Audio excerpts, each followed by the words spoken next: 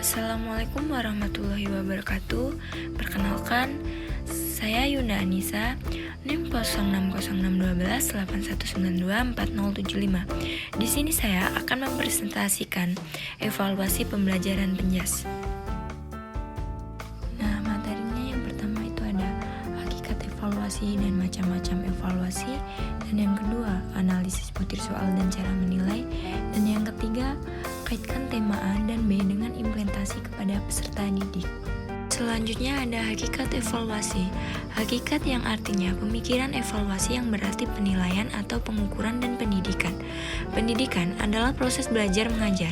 Dapat kita simpulkan bahwa hakikat evaluasi pendidikan yaitu berpikir secara mendalam maupun menyeluruh untuk menilai atau mengukur segala sesuatu yang berhubungan dengan pendidikan.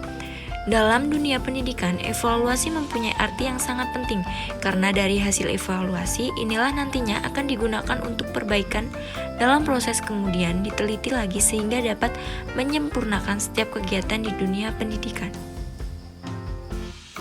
Selanjutnya ada macam-macam evaluasi. Yang pertama, evaluasi formatif. Evaluasi formatif adalah evaluasi yang dilakukan pada setiap akhir pembahasan suatu pokok bahasan atau topik dan dimaksudkan untuk mengetahui sejauh manakah suatu proses pembelajaran telah berjalan sebagaimana yang direncanakan. Yang kedua, ada evaluasi sumatif. Evaluasi sumatif adalah evaluasi yang dilakukan pada setiap akhir satu satuan waktu yang di dalamnya tercakup lebih dari suatu pokok pembahasan dan dimaksudkan untuk mengetahui sejauh mana peserta didik telah dapat berpindah dari suatu unit ke berikutnya. Selanjutnya ada analisis butir soal.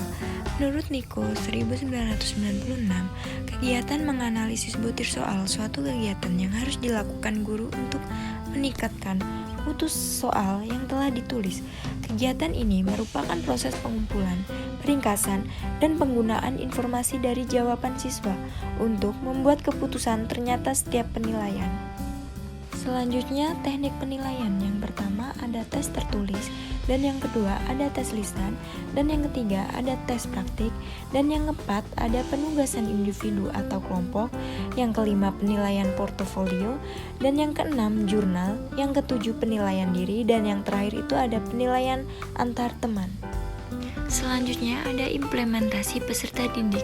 Keterkaitan antara tema A ataupun B sangatlah berpengaruh terhadap peserta didik dengan cara mengimplementasikan atau menerapkan perencanaan pembelajaran. Tema A dan B meliputi kegiatan perumusan persetujuan yang ingin dicapai dalam suatu kegiatan pembelajaran yang berhubungan langsung dengan tema A ataupun tema B, bahan materi yang akan disajikan, cara menyampaikannya, dan persiapan alat atau media yang digunakan dalam tema A ataupun tema B. Dan itulah tadi yang dapat saya jelaskan. Saya akhiri. Wassalamualaikum warahmatullahi wabarakatuh.